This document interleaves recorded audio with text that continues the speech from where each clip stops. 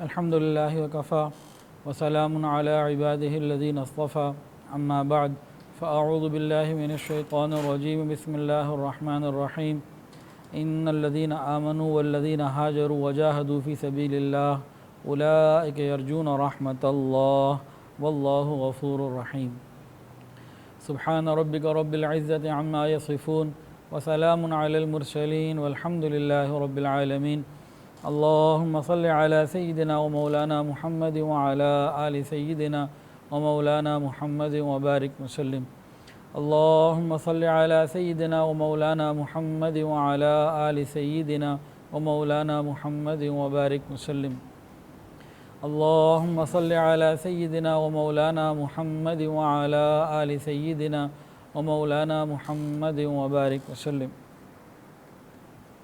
حضور پاک صلی اللہ علیہ وسلم کی مبارک زندگی ترتیب اور تفصیل کے ساتھ اس کا بیان چل رہا ہے۔ مکہ مکرمہ کے 13 سال جو انتہائی تکلیف کے، فقر و فاقے کے اور ظلم کو برداشت کرنے کے تھے، 13 سال شدید تکلیفوں کے بعد اب اللہ رب العزت کی طرف سے نبی علیہ السلام کو اور آپ کی برکت سے پوری صحابہ کرام کی جماعت کو عزتوں کے ملنے کا سلسلہ شروع ہونے لگا ہے۔ اللہ رب العزت نے ہجرت سے پہلے معراج کا سفر عطا فرمایا اور سفر معراج کے بعد ہجرت تک درمیان میں کوئی اور بہت بڑا ایسا واقعہ پیش نہیں آیا جو بہت زیادہ قابل ذکر ہو۔ بس اس کے بعد ہجرت ہی کی تیاریاں، اسی کے راستے اللہ تعالیٰ بناتے چلے گئے۔ انصار مدینہ پہلے 6 آئے، پھر 12 آئے، پھر 72 آئے کم و بیش، اور تینوں سالوں میں وہ عہد و پیمان کرتے رہے، اور آخری سال میں تو باقاعدہ اعلان ہو گیا، باقاعدہ ترتیب ہو گئی کہ اب نبی علیہ السلام صحابہ مکہ کو چھوڑ کر مدینہ طیبہ تشریف لے جائیں گے۔ تو ہجرت کی باتیں آج بھی ہوں گی، اگلی بدھ کو بھی ہوں گی انشاءاللہ۔ لیکن ہجرت کہتے کس کو ہیں، اس کے بارے میں تھوڑی سی تفصیل معارف القرآن سے۔ ہجرت کا لفظ ترک وطن کے لیے بولا جاتا ہے، عام محاورے میں وطن کو چھوڑنے کے لیے بولا جاتا ہے، اور شریعت کی اصطلاح میں ہجرت کہتے ہیں کہ دارالکفر کو چھوڑ کر دارالاسلام میں اللہ کے لیے چلے جانا۔ نیت کا بہت بڑا دخل ہے۔ تو دارالکفر کو چھوڑ کر دارالاسلام میں چلے جانا یہ شرعی معنی ہے، اور عام اصطلاح میں ہجرت کا مطلب یہ لیا جاتا ہے کہ ایک جگہ کو چھوڑ کر دوسرے ملک میں، علاقے میں چلے جانا۔ اس سے معلوم یہ ہوتا ہے کہ ہندوستان سے وہ مسلمان جو ہندوستان چھوڑ کر پاکستان آئے، وہ سب شرعی ہجرت تھی جس کے اوپر ان کو ترقی اور برکات کے وعدے اللہ نے کیے۔ حدیث کے اندر آتا ہے مہاجر وہ ہے جو ان تمام چیزوں کو چھوڑ دے جن سے اللہ اور اس کے رسول نے منع کیا ہے۔ مہاجر کو یہ چاہیے کہ فقط زمین نہ چھوڑے، ملک نہ چھوڑے، بلکہ گناہوں کو بھی چھوڑ دے، نافرمانیوں کو بھی چھوڑ دے، ہر اس چیز کو چھوڑ دے جس سے اللہ اور اس کے رسول نے منع کیا ہے، تب اس کو ہجرت کا ثواب بھی پورا ملے گا اور برکات بھی پوری ملیں گی۔ اب ہجرت کی فضیلت کیا ہے، ثواب کیا ہے؟ قرآن مجید میں اللہ فرماتے ہیں ان الذین آمنوا والذین ہاجروا وجاہدوا فی سبیل اللہ اولئک یرجون رحمت اللہ واللہ غفور الرحیم، یعنی وہ لوگ جو ایمان لائے اور انہوں نے اللہ کی راہ میں ہجرت کی اور جہاد کیا، وہ اللہ کی رحمت کے امیدوار ہیں، اللہ بہت غفور و رحیم ہے۔ اور ایک جگہ آتا ہے وہ لوگ جو ایمان لائے اور انہوں نے اللہ کی راہ میں ہجرت کی اور جہاد کیا، وہ اللہ کے پاس بڑے درجے میں ہیں اور یہی بامراد ہیں۔ پھر ایک آیت کے اندر یہ ہے وَمَن يَخْرُجُ مِن بَيْتِهِ مُهَاجِرًا إِلَى اللَّهِ وَرَسُولِهِ ثُمَّ يُدْرِكُ الْمَوْتَ فَقَدْ وَقَعَ أَجْرُهُ عَلَى اللَّهِ، یعنی جو شخص اللہ اور اس کے رسول کے لیے اپنے گھر سے نکلا، ہجرت کے لیے راستے میں موت آ گئی، تو اس کو اللہ کے ہاں لازمی اجر ملے گا، اللہ کے ہاں اس کا ثواب طے ہو گیا۔ ایک حدیث کے اندر آتا ہے کہ ہجرت پچھلے سارے گناہوں کو ختم کر دیتی ہے۔ یہ تو ہجرت کے فضائل ہیں۔ اب ہجرت کی برکات کیا ہیں؟ قرآن مجید میں اللہ فرماتے ہیں والذین ہاجروا فی اللہ من بعد ما ظلموا لنبوئنہم فی الدنیا حسنہ ولأجر الآخرۃ اکبر لو کانوا یعلمون، جن لوگوں نے اللہ کے لیے ہجرت کی ان کو اللہ فرماتے ہیں دنیا میں بہترین اور اچھا ٹھکانہ عطا فرمائیں گے اور آخرت میں بہت بڑا اجر عطا فرمائیں گے۔ اور ایک آیت میں آتا ہے ومن یہاجر فی سبیل اللہ یجد فی الارض مراغما کثیرا وسعا، جو شخص اللہ کی راہ میں ہجرت کرے گا وہ زمین میں بہت وسعت اور کشائش پائے گا۔ جو بات سمجھنے والی ہے ہجرت میں، کہ ہجرت کی جائے اسلام کی خاطر، اللہ اور اس کے رسول کی خاطر۔ جب نیت خالص ہوگی، ہجرت خالص ہوگی تو کیا ہوگا؟ فضائل بھی ملیں گے، برکتیں بھی ملیں گی۔ فضائل کیا؟ مغفرت کے وعدے ہیں، اللہ کی رحمت کے وعدے ہیں، اور برکات کیا ہیں کہ اللہ پہلے سے بہتر عطا فرمائیں گے۔ حضرت ابراہیم علیہ السلام نے ہجرت کی، اللہ نے پہلے سے جگہ اچھی عطا فرما دی۔ حضرت موسیٰ علیہ السلام نے مصر سے فرعون کی حکومت سے ہجرت کی، اللہ نے بہتر جگہ عطا فرما دی۔ حضور پاک صلی اللہ علیہ وسلم نے اور صحابہ نے مکہ سے ہجرت کی، اللہ نے بہتر مدینہ عطا کر دیا، وہاں کے چیزوں میں زندگی میں آسانی کر دی۔ صحابہ کرام کے بہت سارے واقعات مشہور ہیں جو بہت ہی تنگی کے، غربت کے ہیں، یا تو یہ مکہ کے ہیں یا مدینہ طیبہ کے ابتدائی چند سالوں کے ہیں۔ اس کے بعد تو ان کی نسلوں کو اللہ نے رجا کے رکھ دیا، اتنا عطا فرمایا، اتنا عطا فرمایا کہ فتح خیبر کے بعد تو بالخصوص ہر صحابی کے پاس وسعت آ گئی۔ بعض صحابہ نے فقر اختیاری اختیار کیا، جان بوجھ کر فقر ہی کو چنا، جیسے نبی علیہ السلام کا فقر اختیاری تھا، خود چنا تھا۔ لیکن صحابہ میں بہت بڑی تعداد ایسی بھی ہے کہ انہوں نے بہت بہت مال دنیا میں حاصل بھی کیے اور اپنی اولادوں کے لیے چھوڑے بھی، جیسے حضرت ابو ہریرہ رضی اللہ تعالیٰ عنہ، ایک وقت کھانے کے لیے کچھ نہیں ہوتا تھا، لوگ سمجھتے مرغی کا دورہ پڑ گیا، زمین پہ کہیں لیٹے ہوتے تھے، لیکن وہ بھوک کی وجہ سے ہوا کرتا تھا، اور ایک وقت آیا کہ ایک صوبے کے گورنر بنا دیے گئے، اور اس طرح کے بہت سارے واقعات ہیں۔ خلاصہ یہ ہے کہ جو اللہ کے لیے ہجرت کرتا ہے، تاریخ شاہد ہے، اللہ نے اپنے وعدوں کو پورا کیا اور ان کو بہتر ٹھکانہ پہلے سے زیادہ عطا فرمایا۔ تو جن لوگوں نے بھی اللہ کے لیے ہجرت کی، اللہ نے ان کو پہلے سے زیادہ عطا فرمایا۔ اب ہجرت کے واقعے کی طرف ہم آتے ہیں تو مکہ مکرمہ میں 3 حج کے موقع پہ 11، 12 اور 13 ہجری میں، 11، 12 اور 13 نبوی میں ہم پچھلی دفعہ تفصیل سے سن چکے ہیں کہ انصار مدینہ نے نبی علیہ السلام کے ہاتھ پر ایمان بھی قبول کیا اور ہجرت کے لیے دعوت بھی دی کہ آپ مدینہ آئیں، ہم جان مال سب آپ کے اوپر لوٹا دیں گے۔ انصار مدینہ یہ کون تھے؟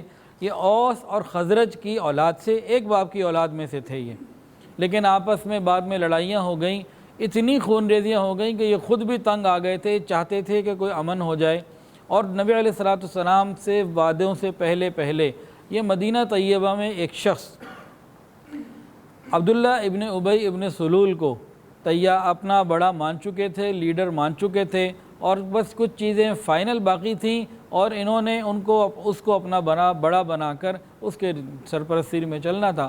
یہ عبداللہ ابن ابی ابن سلول یہ بعد میں منافقین کا سردار بنا، اور یہ بہت بڑا دشمن خدا، دشمن رسول اور دشمن اسلام ثابت ہوا۔ اس کی بہت وجہ بڑی یہی تھی کہ نبی علیہ السلام کے آنے کے بعد انصار مدینہ نے اس کو کوئی حیثیت نہیں دی کہ اس نے ایمان ہی قبول نہیں کیا۔ یہ کہتا تھا کہ میں عزت والا ہوں، عزت اگر ملے تو مجھے ہی ملے۔ تو بہرحال وہ اپنے واقعات اپنے وقت پر آئیں گے۔ یہ جو تیسرے سال کی بیعت تھی نا، اس کو نبی علیہ السلام نے اور صحابہ نے بہت خفیہ رکھا۔ نبی علیہ السلام کی مبارک زندگی میں آپ کو ڈسپلن ملے گا، مینجمنٹ ملے گی۔ نبی علیہ السلام کی زندگی بہت ہی آرگنائز تھی اور بہت ہی بہترین طریقے پہ آپ سارے کاموں کو انجام دیا کرتے تھے۔ کسی نے بھی اپنی لائف کو مینیج کرنا ہو تو نبی علیہ السلام کی زندگی سے اس کو ہر چیز ملتی ہے۔ اب کفار مکہ دشمن تھے، نبی علیہ السلام نے صحابہ کرام سے جو بیعت لینی تھی اس کا طریقہ کیا کیا گیا؟ غور کیجئے گا کہ ایسی احتیاطیں انجام دی گئیں، ایسی احتیاط اختیار کی گئیں کہ کسی کو کان و کان خبر بھی نہ ہو، بہت تھوڑے سے عرصے میں بڑے بڑے کام ہو جائے۔ مثلا اس عظیم الشان بیعت کو خفیہ رکھنے کے لیے ایک کام تو یہ کیا گیا کہ حضور پاک صلی اللہ علیہ وسلم اپنے چچا حضرت عباس کے ساتھ آئے، جو اس وقت تک مسلمان نہیں ہوئے تھے۔ ساری دنیا جانتی تھی کہ مسلمان نہیں ہیں اور سگے چچا ہیں۔ نبی علیہ السلام حضرت ابو بکر اور عمر کو لے کر نہیں آئے، کیونکہ اگر یہ آتے تو کفار کی نظریں پڑتی، ابو جہل ابو لہب پیچھے لگتے کہ بھئی لگتا ہے کسی خاص جگہ جا رہے ہیں، تو بھئی رشتہ داروں کے ساتھ تو آنا جانا ہوتا ہی ہے، تو ایک تو یہ عمل کی اختیار کیا گیا۔ پھر اجتماع کے لیے وقت کون سا مقرر کیا گیا؟ رات کا تقریباً درمیانی حصہ۔ پہلا حصہ اس لیے نہیں کیا گیا کہ لوگ سب سو نہیں رہے ہوتے، کچھ جاگ بھی رہے ہوتے ہیں، کچھ سونے کی تیاری میں ہوتے ہیں۔ آخری اس لیے نہیں کیا گیا کہ لوگوں کی نیند پوری ہوتی ہے، وہ اٹھنے کی پوزیشن پہ ہوتے ہیں۔ ایسا حصہ لیا گیا کہ لوگ گہری نیند میں ہوں تاکہ کسی کو اطلاع نہ ہو سکے۔ پھر ایام کون سے مقرر کیے گئے؟ مینا کے بالکل آخری ایام کے اب حاجیوں نے نکل کے اپنے اپنے گھروں کو جانا ہے کہ ادھر رات کو بیت ہو اور صبح سے خروج شروع ہو جائے اور معاملات آگے کی طرف بڑھیں۔ اس چوتھی بات، جو جگہ منتخب کی گئی مینا کی وادی میں، وہ جمرہ عقبہ کے پاس ایک پہاڑی تھی، اب تو وہاں ایک مسجد بنا دی گئی ہے اور کھلی جگہ زمین بنا دی گئی ہے، وہ پہاڑیاں ختم ہو گئیں۔ وہ پہاڑی ایسی جگہ پہ تھی کہ چھپی ہوئی بھی تھی اور حاجیوں سے دور بھی نہ تھی، سب کے لیے آنا جانا بھی آسان تھا۔ اگلے اہتمام یہ کیا گیا کہ وہ جو 72-73 صحابہ آئے، ایک ایک دو دو کر کے آئے، اکٹھے جماعت کی صورت میں نہیں آئے، ایک ایک دو دو کر کے آئے اور اسی طرح ایک ایک دو دو کر کے منتشر ہو کے واپس چلے بھی گئے اور اپنے بستروں سے اٹھ کر آئے تھے، اور فوری طور پر بہت مخصوص اور تھوڑی سی مدت کی، یہ منٹوں کی آپ سمجھ لیجئے مختصر سی ملاقات تھی جس میں ساری باتیں ہو گئیں، ٹو دی پوائنٹ بات ہوئی، اور یہ سارے کے سارے اپنے بستروں پہ جا کے سو گئے، گویا کہ ساری رات سوتے ہی رہے، کسی کو پتہ بھی نہیں چلا کہ یہ کہیں آئے تھے اور گئے تھے۔ تو ایک رازداری کے ساتھ اس سارے کام کو تیار کیا گیا۔ اب صحابہ کرام جو 72-73 تھے، انہوں نے تو نبی علیہ السلام سے عہد و پیمان کر لیے، لیکن یہ جو لوگ آئے تھے مدینہ سے، ان کی تعداد گزشتہ دفعہ بھی بتائی گئی تقریباً 400 تھی۔ ان میں مشرکین بھی تھے، یہ عبداللہ ابن ابی سلول بھی تھا۔ اب یہ صحابہ جب ملاقات کر کے واپس گئے نا، کسی کو کانوں کان خبر نہیں ہوئی، لیکن ایک بدبخت ملعون ایسا تھا کہ اس کو پتہ تھا، اس کا نام ہے شیطان۔ اس نے جب یہ دیکھا کہ یہ سب کچھ طے ہو گیا تو اس نے مینا کی وادی میں رات کے اندھیرے میں ایک زوردار آواز لگائی اور لوگوں کو کہنے لگا کہ دیکھو یہ شخص خود بے دین ہے اور بے دینی کے اوپر اس نے لوگوں سے بیعت بھی کر لی ہے، اب یہ اہل مکہ تم سے لڑنا چاہتا ہے، کیا تمہیں معلوم بھی ہے تمہارے لیے کیا ہو رہا ہے؟ یہ تمہارے لیے لڑ رہے ہیں، جمع ہو رہے ہیں۔ اس نے بڑی زور سے یہ آواز جو ہے نا دی۔ صحابی کہتے ہیں کہ میں نے کبھی اتنی اونچی آواز سنی نہیں تھی، اور آگے فرماتے ہیں کہ نبی علیہ السلام نے فرمایا کہ شیطان کی آواز ہے۔ پھر نبی علیہ السلام نے شیطان کو مخاطب کر کے کہا، اے اللہ کے دشمن، کان کھول کر سن لے، اللہ کی قسم ان قریب اب میں تیرے لیے فارغ ہو جاؤں گا۔ اچھا، اس آواز کی وجہ سے نا یہ خبر لیک ہو گئی۔ صبح کے وقت میں قریش کے بڑے بڑے سردار آئے اور آ کے مشرکین، وہ آ کے یثرب کے لوگوں سے، مدینہ کے لوگوں سے ملے جو مشرکین تھے، بڑے لوگ تھے۔ عبداللہ ابن ابی ابن سلول سے بھی بات ہوئی، اور مشرکین مکہ نے کہا ہمیں یہ معلوم ہوا ہے کہ تم ہمارے خلاف لڑنے کے لیے کوئی نبی علیہ حضور محمد رسول اللہ سے کوئی عہد و پیمان کر رہے ہو، تم ہم سے لڑنا چاہتے ہو۔ انہوں نے کہا اچھا، ان لوگوں کو پتہ ہی کچھ نہیں تھا۔ انہوں نے کہا ایسی تو کوئی بات نہیں ہے، ایسی کس؟ انہوں نے پوری گارنٹیاں دی، تسلی دی، اور جو منافقوں کا سرغنہ تھا عبداللہ ابن سلول ابن ابی ابن سلول نے کہا کہ دیکھو میں اوس اور خزرج کا بڑا ہوں، سردار ہوں، اوس اور خزرج بغیر میری مشاورت کے، میری اجازت کے اتنی بڑی کوئی بات کر ہی نہیں سکتے۔ یہ واپس چلے گئے۔ اللہ کی شان، ادھر سے صحابہ نے بھی جو انصار مدینہ تھے خروج کیا، اور یہ بھی مکہ سے کچھ نکلے ہی تھے کہ پیچھے مکہ میں مکہ کے سرداروں کو پتہ لگ گیا کہ واقعتاً کوئی بات ہوئی ہے۔ ان کو جب اطلاع ملی تو دوڑے پکڑنے کے لیے، صحابہ کرام بہت دور نکل چکے تھے، لیکن پھر بھی 2 صحابی ان کے ہاتھ میں آ گئے، ان کو انہوں نے پکڑ لیا۔ ایک تھے منذر رضی اللہ تعالیٰ عنہ اور ایک تھے سعد رضی اللہ تعالیٰ عنہ۔ تو منذر تو کسی طریقے سے ان سے جان بچا کر نکل گئے، اور حضرت سعد کو یہ پکڑ کر مکہ لے آئے، ان کو خوب مارا پیٹا اور خوب تکلیفیں پہنچانے لگے، اور وہ ان کو تکلیف دینا چاہتے تھے۔ اتنے میں کہ جبیر ابن مطعم اور حارث ابن حرب درمیان میں آئے، کہنے لگے خدا کے بندو، ہمیں شام جانے کے لیے مدینہ سے گزرنا پڑتا ہے، یہی تو شخص ہے جو ہماری مدد کیا کرتا ہے، اس کو تکلیفیں پہنچائی، ہمارے تجارتی قافلے خطرے میں پڑ جائیں گے۔ تو انہوں نے بیچ میں پڑھ کر ان کو آزاد کروایا، اور یہ پھر واپس آ گئے نبی علیہ الصلوۃ والسلام اور نبی علیہ السلام نہیں، صحابہ کرام جو انصار مدینہ تھے ان سے جا کے مل گئے۔ ادھر انصار مدینہ کو جب یہ معلوم ہوا کہ حضرت سعد کو پکڑ لیا گیا ہے تو ان لوگوں نے لڑنے کی ساری تیاریاں کر لیں۔ ابھی وہ لڑنے کے لیے تیاریاں ہی کر رہے تھے، ادھر سے حضرت سعد پہنچ گئے اور یہ سارے کے سارے آگے مدینہ کی طرف روانہ ہو گئے۔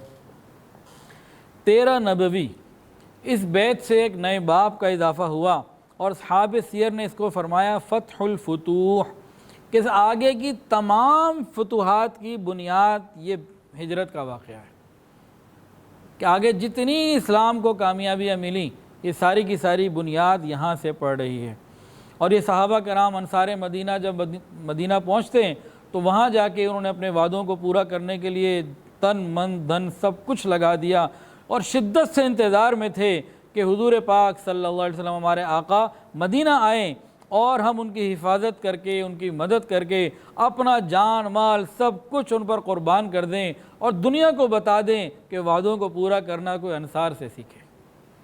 وہ انتظار میں تھے، کفار کے ظلم کی اور ان کے جو انہوں نے صحابہ پہ اور نبی علیہ السلام پہ ظلم کا بازار مچایا ہوا تھا، یہ رات اب ختم ہو جانے والی تھی، امن کے دور کا آغاز ہونے والا تھا اور ہجرت نے اسلامی اقتدار، نصرت اور غلبے کو اللہ نے ہجرت کو وسیلہ بنا دیا۔ ہجرت کو اللہ نے اسلامی اقتدار کا، دین کی مدد کا اور دین کی غلبت کا جو ہے وہ غلبے کا وسیلہ اور ذریعہ بنا دیا۔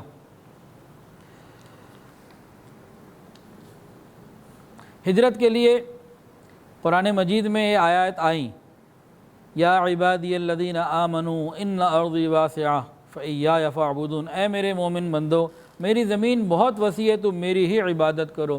اس میں اشارہ دے دیا گیا کہ اصل تو بندگی ہے، بندہ ہے ہی بندگی سے، زندگی آمد برائے بندگی، زندگی بے بندگی شرمندگی، زندگی ہے ہی عبادت کے لیے۔ اگر کسی کی زندگی کے اندر اللہ کی عبادت نہیں، وہ زندگی نہیں، وہ شرمندگی ہے قیامت کے دن کی۔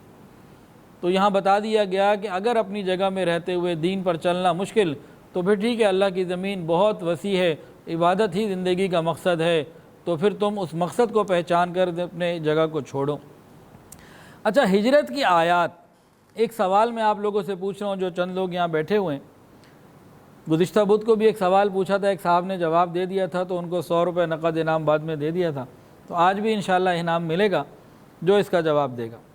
ہجرت کی آیات تو نازل ہوئیں، ہجرت کے بارے میں نبی علیہ السلام کو خواب آئے، ہجرت کے بارے میں نبی علیہ السلام کو جبرائیل علیہ السلام نے آگے خبر دی مختلف باتوں میں، لیکن سب سے پہلے نبی علیہ السلام کو ہجرت کی اطلاع کس نے دی تھی؟ یہ سوال ہے، جواب دیں، جو جواب دے گا انعام اس کا بیان کے بعد۔ سب سے پہلے ہجرت کی خبر نبی علیہ السلام کو کس نے دی تھی؟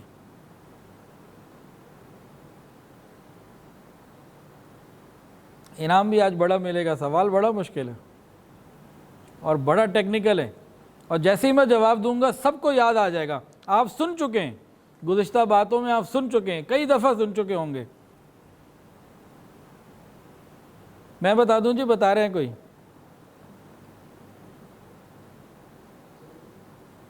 اچھا، اگر میں بتا دوں تو مجھے کیا انعام ملے گا؟ بتائیں۔ اچھا جی، اور 2 جواب آ گئے، اچھا جی 3 جواب آ گئے، اور اس کا جواب دے، 4تھا جواب آ گیا ماشاءاللہ۔ چاروں جواب جو ہے نا، وہ اس کا جو صحیح جواب ہے بتا دوں، بہت مزہ آئے گا آپ کو، دل خوش ہو جائے گا۔ ہجرت کی اطلاع رسول اللہ صلی اللہ علیہ وسلم کو اس وقت مل گئی تھی جب غار حرا میں پہلی وحی آئی تھی۔ کیسے؟ جب وحی آئی، نبی علیہ السلام آئے امی خدیجہ کے پاس، اور اگلے دن وہ ان کو لے گئی ورقہ ابن نوفل کے پاس، اور ورقہ ابن نوفل نے کہا تھا کہ یہ آپ کی قوم آپ کو نکال دے گی، کاش اس وقت میں زندہ ہوتا اور قوت میں ہوتا تو آپ کی مدد کرتا۔ تو نبی علیہ السلام نے پوچھا، میری قوم مجھے نکال دے گی؟ 40 سال سے میں یہاں ہوں، تو میری تو زندگی صاف ستھری ہے، یہ مجھے نکال دیں گے؟ تو اس سوال و جواب میں ہجرت کی اطلاع مل گئی کہ نہیں مل گئی؟ کیا خیال ہے؟ تو یہ ہے نا ٹیکنیکل سوال مزیدار قسم کا۔ میں رات کو ہجرت کے بیان کی تیاری کرتا رہا، کبھی غار سور میں تھا، کبھی ام معبد کے خیمے میں تھا، کبھی کہیں تھا، بڑا مزہ آتا رہا۔ بہرحال تو ہجرت کی آیات اور جو انہوں نے بتایا کہ حضرت جبرائیل علیہ السلام وحی لے کر آئے اور قرآن آیا اور حدیث میں بتایا گیا، خواب آیا، یہ تو بہت بات کی باتیں ہیں۔ نبی علیہ السلام کو تو پہلی وحی کے بعد ہی ہجرت کی اطلاع ورقہ ابن نوفل کے ذریعے دلا دی گئی تھی۔ علماء بیٹھے جی غلط بات تو نہیں، کوئی غلط استدلال تو نہیں کیا؟ جواب دیں۔ ماشاءاللہ جی، اللہ اکبر۔ واقع معراج اور واقع ہجرت یہ دونوں ساتھ ساتھ جڑے ہوئے ہیں، اور اصل کے اندر نبی علیہ السلام کو ہجرت سے پہلے اللہ رب العزت نے معراج عطا فرمائی کہ میرے محبوب آپ کو اسلامی سلطنت ملنے والی ہے، آپ کی برکت سے آپ کی سنتیں پوری دنیا میں جاری ہوں گی، آپ کے صحابہ پوری دنیا میں آپ کے دین کو لے کے پھیلیں گے، آپ آئیے میں آپ کو اپنی محبت بھی دکھاؤں، اپنی رحمت بھی دکھاؤں، اپنا قرب بھی عطا فرما دوں، اور ساری جو میری نعمتیں ہیں، زمین آسمان کی نعمتیں، وہ سب میں آپ کو دکھا دوں تاکہ آپ اور زیادہ شوق کے ساتھ دین کا کام کرنے والے بنیں۔ اب جو آپ کو دنیا کے اندر عزتیں اور عظمتیں مزید عطا ہونی ہیں، ایک سلطنت کے اعتبار سے، اتباع اور سنت کے حیا کے اعتبار سے، تو آپ کا دل اور زیادہ مضبوط ہو جائے کہ مکی زندگی جب مدنی زندگی میں تبدیل ہوگی تو اس سے قبل جو ہے نبوت کے کمالات اور اللہ کے قرب کے جو درجات ہیں وہ اور زیادہ طے ہو جائیں، تاکہ آپ اور زیادہ محبت کے ساتھ اور بہت شوق کے ساتھ زندگی گزار سکیں۔ نبی علیہ السلام کو ہجرت کی باقاعدہ جگہ دکھائی گئی۔ ایک اور بات بتاؤں عجیب، بڑی مزیدار، معراج کے واقعے میں آپ لوگوں کو اگر یاد ہے تو سنا ہے آپ نے، بھول گئے تو بھول گئے۔ وہ کیا ہے؟ نبی علیہ السلام جب معراج سے نکلے ہیں مکہ سے، کدھر گئے جی؟ کدھر گئے مکہ سے؟ بیت المقدس گئے، ایسا ہی ہے جی؟ لیکن ایک ابھی کسی نے کہا تھا مدینہ گئے، اب مجھے نہیں معلوم کہ ان سے غلطی سے نکلا یا ان کو بات یاد ہے۔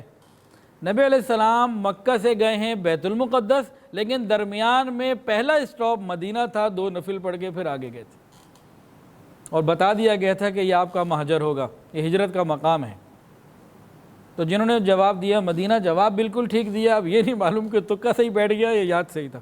اچھا جی، اس کے علاوہ اللہ رب العزت کی طرف سے باقاعدہ جناب رسول اللہ صلی اللہ علیہ وسلم کو اختیار دیا گیا، 3 مقامات بتائے گئے، ایک مدینہ، ایک قنسرین اور ایک شاید بحرین، کہ آپ تینوں میں سے کون سی جگہ پسند کرتے ہیں اپنے لیے وہی بنا دیں گے۔ تو نبی علیہ السلام نے مدینہ کو پسند فرمایا جو اللہ رب العزت نے پہلے سے طے کیا ہوا تھا۔ اس کے علاوہ غور کیجئے، نبی علیہ السلام کو جب ہجرت کی اطلاعات دی گئیں تو دعائے ہجرت بھی سکھائی گئی۔ سورہ بنی اسرائیل کے اندر یہ آیت آتی ہے، سورہ بنی اسرائیل کی آیت نمبر 80 ہے یہ، وَقُلْ رَبِّ أَدْخِلْنِي مُدْخَلَ صِدْقٍ وَأَخْرِجْنِي مُخْرَجَ صِدْقٍ وَاجْعَلْ لِي مِن لَّدُنْكَ سُلْطَانًا نَصِيرًا۔ آپ دعا کیجئے کہ اے میرے پروردگار، آپ مجھے جہاں بھی لے جائیں سچائی کے ساتھ لے جائیں، اور جہاں سے بھی نکال لیں سچائی کے ساتھ نکال، یعنی مکہ مکرمہ سے جب نکلوں تو سچائی کے ساتھ، اور مدینہ پہنچوں تو سچائی کے ساتھ۔ تو یہ ہجرت کی دعا بھی سکھائی گئی کہ اب آپ کو معراج عطا کر دی گئی، ہجرت کا فیصلہ کر لیا گیا، اب آپ دعاؤں میں لگ جائیے۔ اس میں نہ کچھ نقطے نکلتے ہیں کہ کہیں سفر پیش آئے نا، تو سفر سے پہلے سفر کی کامیابی کی اور منزل پہ پہنچ کر کامیابی کے لیے دعائیں کرنی چاہیے، یہ سکھایا گیا نا، دعا سکھائی گئی۔ اس کے علاوہ یہ ایک زندگی کا اختتام اور دوسری زندگی کی ابتدا ہونے لگی، مکی زندگی مکمل ہو رہی ہے اور مدنی زندگی کی ابتدا ہو رہی ہے، تو دعا سکھائی گئی۔ اچھا، یہاں ایک وظیفہ بھی آپ کو بتا دوں، آج کل وظائف کا بڑا شوق ہے، دعا نہیں مانگنی، نمازیں بھی نہیں پڑھنی، بس وظائف بتا دو۔ ان سے کہو 5 نمازیں پابندی سے پڑھ لو، وہ نہیں ہونا، وظیفے بتا دو جی۔ دعا مانگ لو روز 10-15 منٹ، دعا نہیں مانگنی، وظیفے بتا دو۔ یہ ہماری محرومی ہے، ہم 24 گھنٹے میں 10 منٹ بھی اللہ سے نہیں مانگتے اپنی حاجات، وظیفے 1 گھنٹہ کرنے کے لیے تیار ہیں۔ یہ محرومی ہے ہماری، بدنصیبی ہے ہماری۔ تاہم وظیفے بعض جائز ہوتے ہیں، تو ان میں سے ایک جائز وظیفہ سن لیجئے۔ ٹرانسفر کے لیے بعض لوگ چاہتے ہیں جی میرا اس شہر سے دوسری جگہ ٹرانسفر ہو جائے، اس کمپنی سے دوسری جگہ ٹرانسفر ہو جائے، کوئی تبدیلی آ جائے۔ تو حضرت مولانا اشرف علی تھانوی رحمہ اللہ نے لکھا ہے کہ یہ آیت جو ہے نا، رب ادخلنی مدخل صدق واخرجنی مخرج صدق واجعل لی من لدنک سلطانا نصیرا، یہ انسان کثرت سے مانگتا رہے، پڑھتا رہے، اور نیت یہ رکھے کہ جہاں یہ آئے نا کہ اے اللہ تو مجھے وہاں لے جا، تو جہاں جانے کا ذکر آئے تو وہ جو وہ چاہتا ہے، جہاں وہ جانا چاہتا ہے اس کو ذہن میں لے آئے، اور جہاں اخراج کا ذکر آئے، نکلنے کا، خروج کا، تو جہاں یہ ہے وہاں سے خروج کا ذہن سوچ لے۔ آیت میں تبدیلی نہیں کرنی ہے، آیت میں وہی رہنا ہے، بس اپنے دل اور دماغ کے اندر ہی سوچے دو چیزیں ہیں، ایک جگہ جانا ہے اور ایک جگہ سے نکلنا ہے۔ جیسے ایک کمپنی ہے، اس کا ایک دفتر لاہور میں، ایک کراچی میں، اب لاہور والا کراچی جانا چاہتا ہے جی، کراچی والا لاہور آنا چاہتا ہے، تو جو اپنے حال کے مطابق ہو تو اس وظیفے کو کر سکتا ہے۔ یہ وظیفہ بہرحال جائز ہے، لیکن اصل چیز تو ہے دعا، جو ہم سے نہیں ہوتی۔ اللہ ہمیں دعا مانگنے کی توفیق عطا فرمائے۔ نبی علیہ السلام کو مدینہ طیبہ، بحرین اور قنفرین 3 جگہ کا اختیار دیا گیا۔ میرے محبوب آپ جہاں جانا چاہیں، جو آپ چاہیں۔ نبی علیہ السلام کو ایسا نہیں کہ لازمی مدینہ ہی فرمایا، اختیار دیا گیا۔ جو بڑے لوگ ہوتے ہیں نا، ان کا پھر اکرام ایسا ہی ہوتا ہے کہ ان کی خواہش کو، ان کے مزاج کو سامنے رکھا جاتا ہے۔ اللہ اکبر کبیرہ۔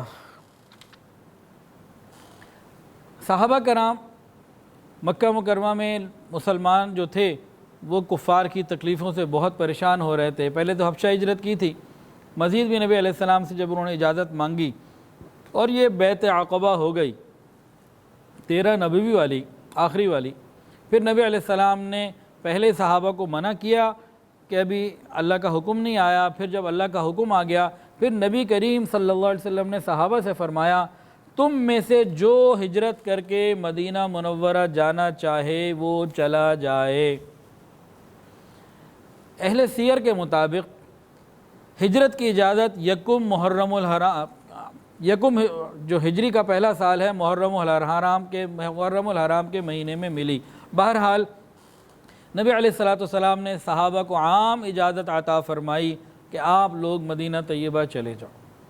اب یہاں نبی علیہ السلام کو ایک قائد کی حیثیت سے دیکھیے، ایک لیڈر کی حیثیت سے دیکھیے، ایک نبی کی حیثیت سے دیکھیے، اپنی قوم کے لیے خیر خواہ کی حیثیت سے دیکھیے۔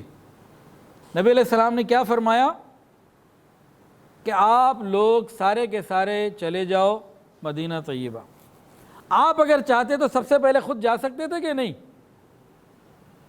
اگر آپ پہلے ہجرت کر کے چلے جاتے نا تو کفار بقیہ مسلمانوں پہ مزید ظلم کرتے، ان کے لیے راستے بند کرتے، زندگی مصیبت بنا دیتے، کیونکہ اصل آپ ہیں۔ صحابہ تو آپ کی نسبت کے بعد ہے نا، اصل تو آپ کی ذات ہے۔ تو نبی علیہ السلام وہاں موجود، دشمن کو معلوم ہے کہ بھئی اصل بندہ تو ہے موجود۔ اب صحابی ایک ایک دو دو کر کے خاموشی سے رات کی تنہائیوں میں، چاند کی راتوں میں اور اس طرح سے نکلنے لگے، عورتیں بھی، بچے بھی، حاملہ عورتیں بھی، پیدل بھی، بھوکے بھی، سواری کے ساتھ بھی، مال کے ساتھ بھی اور بغیر مال کے بھی، ایک ایک دو دو کر کے نکلنے لگے۔ یاد رکھیے جب وہ رات آئی جس دن نبی علیہ السلام کو حکم تھا کہ آپ ابوبکر کے ساتھ نکلیے اور مدینہ کی طرف ہجرت کیجئے، تقریباً سارے مسلمان مکہ سے جا چکے تھے سوائے نبی علیہ السلام کے، صدیق اکبر رضی اللہ تعالیٰ عنہ کے اور حضرت علی کے۔ سب کو آپ نے بھیج دیا تھا، اور ان کے علاوہ چند جو لوگ رہ گئے تھے نا، وہ بہت غریب قسم کے لوگ تھے، جن کے پاس استطاعت نہیں تھی، معذور تھے یا غریب تھے۔ باقی جن کے پاس استطاعت تھی وہ سارے چلے گئے تھے، حتیٰ کہ حضرت ابوبکر نے بھی کہا مجھے اجازت دے دیجئے، فرمایا نے کہ آپ ٹھہر جائیں۔ یہ دیکھیں کتنی بڑی بات ہے کہ آپ نے جب نبی علیہ السلام جس رات نکل رہے تھے نا، ارے خدا کے بندو، کفر چاروں طرف سے محاصرہ کیے ہوئے تھا، ننگی تلواریں لے کے کھڑا ہوا تھا. جو آپ کے جانثار تھے, چاہنے والے تھے, وہ مکہ سے مدینہ جا چکے تھے. کتنی بڑی بات ہے یہ. تو اسے کہتے ہیں لیڈرشپ, اسے کہتے ہیں خیر خواہی, کہ سب کے ساتھ خیر خواہی کی, سب کو پہلے بھیج دیا. وہ دارالکفر سے نکل کر دارالایمان میں چلے گئے, وہ ظلم کی جگہ سے نکل کر امن کی بستی میں جا کے پہنچ گئے. اس کے بعد سب سے آخر میں نبی علیہ السلام نے کہا اب مجھے نکلنا ہے. یہ بہت بڑی بات ہے اگر کوئی سمجھنا چاہے تو. اچھا جی, ہجرت کا جب نبی علیہ السلام نے صحابہ کو اذن عام دے دیا کہ ہاں ٹھیک ہے جاؤ, یہ کوئی آسان کام نہیں تھا.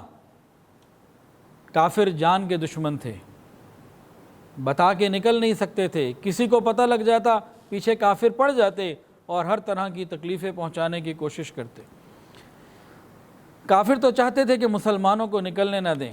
دیکھیں بنیادی انسانی حقوق میں سے ایک یہ حق ہے, بندے کی مرضی ہے جا چاہے جا کے رہے. بھئی میں لاہور میں رہتا ہوں, میں نہیں رہنا چاہتا, میں کہتا ہوں مجھے فیصل آباد شفٹ ہونا ہے, تو کوئی روک سکتا؟ یہ بنیادی حق ہے. وہ مسلمانوں کو یہ بنیادی حق بھی نہیں دینا چاہتے تھے کہ تم کیوں وہاں جا کے آسانی سے رہو, نہیں یہیں رہو, ہمارے ظلم کی چکی میں پستے رہو. تو آسان کام نہیں تھا. تو چند واقعات ذرا سے اگر آپ سن لیں گے نا تو آپ کو اندازہ ہوگا کہ صحابہ کرام نے ہجرت کے لیے کتنی قربانیاں دیں. تو ایک واقعہ تو ہے نبی کریم صلی اللہ علیہ وسلم کے جو رضائی بھائی تھے ابو سلمہ رضی اللہ تعالی عنہ, اور ان کی اہلیہ تھی سلمہ رضی اللہ تعالیٰ عنہ, ان کے بیٹے تھے. یہ تین لوگ جب نکلے نا ہجرت کے لیے تو کیا ہوا, کفار مکہ کو پتہ لگ گیا, انہوں نے آ کے جو روک دیا. حضرت ابو سلمہ رضی اللہ تعالیٰ عنہ کے سسرال والے آ گئے, کہنے لگے دیکھو تم آزاد ہو, خود مختار ہو, اپنے بارے میں ہماری بیٹی تم نہیں لے جا سکتے. انہوں نے بیٹی چھین لی, یعنی شوہر سے بیوی کو کر دیا جدا. چھوٹا بچہ تھا, وہ ماں کے ساتھ تھا. انہوں نے کہا ٹھیک ہے میں جاتا ہوں. ادھر سے حضرت ابو سلمہ کے گھر والے آ گئے, رشتہ دار. انہوں نے کہا دیکھو تم نے جانا ہے جاؤ, بیوی تمہاری انہوں نے رکھ لی ہے, بچہ ہمارا ہے, اسے ہم لے جائیں گے. اب حضرت ابو سلمہ رضی اللہ تعالیٰ کے بعد کوئی چارہ نہیں تھا, وہ اکیلے مدینہ طیبہ پہنچ گئے. بیٹے کو ابو سلمہ کے خاندان والے لے گئے, بیوی کو ابو سلمہ کے سسرال والے لے گئے. اب جو ماں تھی سلمہ رضی اللہ تعالی عنہ, شوہر سے بھی جدا اور اولاد سے بھی جدا, 1 سال تقریباً رہیں. اپنے ہی گھر والے جانے نہیں دیتے تھے, اور وہ روزانہ مقام ابطح میں آ کے روتی ہیں, صبح سے لے کے شام تک بیٹے اور شوہر کی جدائی میں روتی ہی رہتی. 1 سال ایسا گزرا, لیکن ظالموں کو رحم نہیں آیا. پھر 1 سال کے بعد ایک شخص تھا, اس کے دل میں کچھ رحم آیا, اس نے خاندان والوں سے بات کی, کیوں تم اس بیچاری پہ ظلم کرتے ہو, ایسے ہی روتے روتے مر گئی تو کیا ہوگا, جانے دو اس کو. ان کے کہنے کے اوپر باقی لوگوں کو بھی خیال آیا, کہا ٹھیک ہے جاؤ. اب جیسے یہ نکلی ہیں, ادھر ابو سلمہ کے رشتہ داروں کو پتہ لگا, انہوں نے کہا اچھا تم اگر جاتی ہو تو بیٹا بھی لے جاؤ. تو بیٹا ماں کے پاس آ گیا. اب مکہ مکرمہ سے جانا ہے مدینہ طیبہ, دشمن پیچھے ہے, یہ تو خاندان والوں نے بھیجا نا, لیکن کفار مکہ تو پیچھے. اب ایک اکیلی عورت نے اپنے بیٹے کے ساتھ یہ سینکڑوں کلومیٹر دور کا سفر کرنا ہے, یہ چل پڑی. تنعیم جہاں آج مسجد عائشہ ہے, یہ لوگ یہاں پہنچے. وہاں پہ عثمان ابن طلحہ رضی اللہ تعالیٰ عنہ جو اس وقت تک مسلمان نہیں ہوئے تھے, ان کے پاس بیت اللہ شریف کی چابی تھی, کلید بردار تھے یہ. انہوں نے ان کو وہاں دیکھا, ماں بیٹے کو پوچھا کیا ہوا, کہاں جا رہے ہو؟ انہوں نے کہا اللہ کی قسم میرے پاس تو اور کوئی بھی نہیں ہے, ایک اللہ ہے اور ایک میرا بیٹا ہے بس, اور کچھ بھی نہیں ہے. لا واللہ الا اللہ و بنی ھذا, میرا بیٹا میرے ساتھ ہے یا پھر اللہ میرے ساتھ ہے, اور تو کوئی نہیں. عثمان ابن طلحہ کو دل کو اللہ نے نرم کر دیا. انہوں نے ان کو کہا کہ دیکھیے آپ میرے ساتھ چلیں, میں آپ کو پہنچاؤں گا مدینہ. اور سلمہ رضی اللہ تعالی عنہا, ان کا فرمان ہے, وہ فرماتی ہیں کہ میں نے عثمان جیسا نیک اور پاکیزہ کوئی نہیں دیکھا, حالانکہ کافر تھے اس وقت. وہ فرماتی ہیں کہ سفر میں کس طرح سیکھے ہوا کہ جب اترنا ہوتا تھا تو وہ سواری کو کہیں روک کے تھوڑا دور چلے جاتے, کہتے آپ نیچے اتر جائیں، پھر کہیں دور جا کے آرام کرتے، اور جب دوبارہ چلنا ہوتا تو سواری کو میرے پاس لے کر آتے، میرے قریب کھڑا کر دیتے اور پھر تھوڑا دور ہٹ جاتے، چہرے کو ادھر کر لیتے کہ آپ اب سوار ہو جائیں، اور جب میں سوار ہو جاتی تو مجھے لے کے جاتے۔ یہ ایک کافر کی حیا اور غیرت تھی کہ عورت ہے اوپر اترنے چڑھنے میں دوپٹہ، چادر، برقع، کوئی کپڑا آگے پیچھے ہو سکتا ہے، جانور پہ چڑھنا اور اترنا ہے نا، یہ کافر کا معاملہ تھا۔ اور یہ بات آپ لوگوں نے سنی ہوگی، آگے جب نبی علیہ السلام کی ہجرت کی بات آئے گی تو اس میں ابھی بھی آ سکتی ہے انشاءاللہ، کہ جس وقت کفار مکہ نے اپنا مشورہ کر کے رسول اللہ صلی اللہ علیہ وسلم کے گھر کا، بیت الرسول کا محاصرہ کر لیا تھا اور ننگی تلواریں لے کے کھڑے ہوئے تھے، تو کون سا وقت تھا، دن کا یا رات کا؟ رات کا۔ ساری رات باہر کھڑے رہے، اندر کیوں نہیں حملہ کیا؟ کوئی وجہ بتا سکتا ہے؟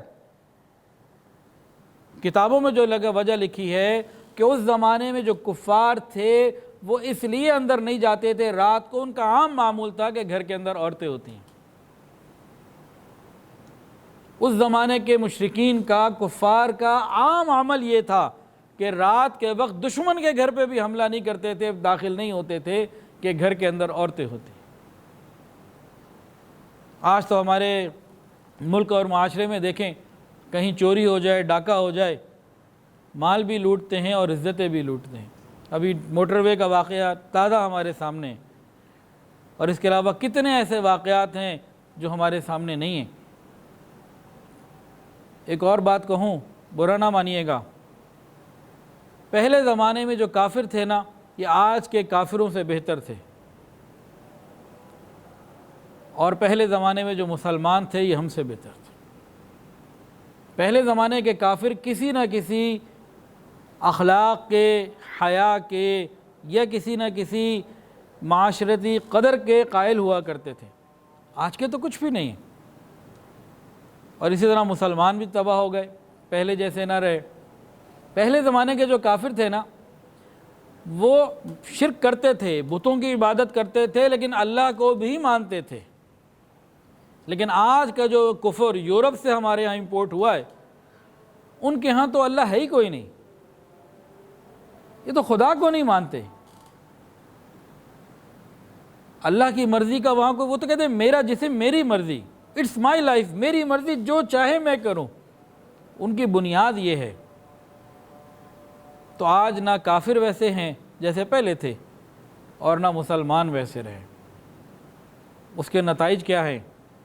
جب اللہ کو ہم نے بالکل ہی چھوڑ دیا تو غور کیجئے کہ آج میڈیکل سائنس کتنی ترقی پر ہے، کتنے میڈیکل آلات اور ریسرچ آج ہمارے پاس اور میڈیسنز موجود ہیں، لیکن جتنی بیماریاں آج ہیں پہلے کبھی نہیں تھیں۔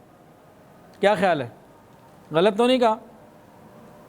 اور غور کیجئے، انسانی جسم کو راحت پہنچانے کے سامان اور جو جدید ایجادات ہیں جتنی آج ہیں پہلے کبھی نہیں تھیں۔ ایئر کنڈیشن کو لے لیجئے، گاڑیوں کو لے لیجئے، فریج کو لے لیجئے، موبائل کو لے لیجئے، جتنی راحت کی چیزیں آج انسان کے پاس موجود ہیں اتنی پہلے کبھی نہیں تھیں، لیکن راحت نام کی چیز کوئی نہیں۔ راحت پہنچانے کا سامان ہے لیکن راحت نہیں ہے، دلوں میں سکون نہیں ہے۔ اور ایک تیسری بات کہ جتنے سی سی ٹی وی کیمرے، پولیس، خفیہ پولیس، انٹیلیجنس اور بہت سارے حفاظتی ادارے آج موجود ہیں اور چیزیں موجود ہیں، اتنی پہلے کبھی نہیں تھی، لیکن جتنی بدامنی آج ہے اتنی بھی پہلے کبھی نہیں تھی۔ وجہ کیا ہے؟ اللہ کو چھوڑ بیٹھے۔ آپ ہر کلومیٹر کے اوپر ایک چوکی بنا دیجئے حفاظت کی خاطر، ایک ایک انچ کو سی سی ٹی وی کیمرے سے اور جناب سیٹلائٹ سے کور کیجئے، سیکیورٹی کا پورا نظام بنا لیجئے، تب بھی اگر خدا کا خوف دل میں نہیں ہے نا تو امن قائم نہیں ہو سکتا۔ اور اگر اسلامی تعلیمات کے ذریعے دل میں خوف خدا پیدا کیجئے، قیامت کے دن اللہ کے سامنے پیشی کا خوف پیدا کیجئے، تو پھر وہ معاشرہ بنے گا، کہ یمن سے ایک عورت تنہا پڑ چلتی ہے، اکیلے، جوان عورت، عزت بھی ہے، اس کے پاس سونے سے لدی ہوئی ہے، اور مدینہ طیبہ پہنچتی ہے۔ امیر المومنین عمر فاروق رضی اللہ عنہ پوچھتے ہیں، حضرت امیر المومنین عمر فاروق رضی اللہ تعالیٰ عنہ اس عورت سے پوچھتے ہیں کہ تم اکیلے کیوں آئی؟ اور یہ بھی پوچھا، اچھا یہ بتاؤ، تم ایک عورت ہو، عورت کی نظر زیادہ حساس ہوتی ہے، تم جب یمن سے چلی مدینہ آئیں، رات کو کہیں رکی ہوگی، شہروں سے، ویرانوں سے اور مختلف طریقوں سے گزری ہوگی، آبادیوں سے بھی گزری ہوگی، بتاؤ تم نے اس ملک کو کیسا پایا؟ اس عورت نے جواب دیا، امیر المومنین مجھے ایسا لگا کہ یمن سے لے کے سعودی عرب تک، یمن سے لے کے مدینہ تک، اتنا بڑا علاقہ، ایک ماں باپ کی اولاد ہے اور سب بہن بھائی ہیں۔ یہ کب ہوتا ہے؟ جب دینی تعلیم سے خوف خدا دل میں پیدا ہو جائے، ورنہ انچ بائی انچ آپ سیٹلائٹ سے کوریج دے دیجئے اور ہر کلومیٹر کے اوپر آپ ایک پولیس چوکی بنا دیجئے، آپ امن قائم نہیں کر سکتے۔ اللہ ہمیں ان باتوں کی سمجھ عطا فرمائے۔ تو واقعہ ہم نے کس کا بیان کیا تھا؟ حضرت ابو سلمہ رضی اللہ تعالیٰ عنہ کا اور ام سلمہ کا رضی اللہ تعالیٰ عنہ۔ تو ابو سلمہ رضی اللہ تعالیٰ عنہ تو پہنچ گئے تھے آسانی سے، جو پیچھے ماں تھی، ان کی اہلیہ، ان کو زیادہ غم جھیلنے پڑے جدائی کے۔ پھر اللہ تعالیٰ بھی تو قدردان ہے نا، جو جتنی قربانی دے گا اتنی مہربانی ہوگی، اللہ قدردان ہے۔ ام سلمہ رضی اللہ تعالیٰ عنہ کی اللہ نے کیا قدردانی کی، بتا سکتا ہے کوئی؟ جی، جب ابو سلمہ رضی اللہ عنہ شہید ہو گئے، ان کا انتقال ہو گیا، تو اللہ تعالیٰ نے ان کو ام المومنین بنا دیا۔ آج وہ امت کی ماں ہیں، نبی علیہ السلام کی زوجہ ہیں۔ یہ قدردانی کب ہوتی ہے؟ جب انسان قربانی دیتا ہے۔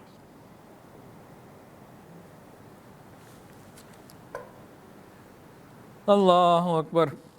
اس زمانے میں صاحب استطاعت لوگوں کے اوپر ہجرت کرنا فرض تھا، جیسے نماز فرض تھی۔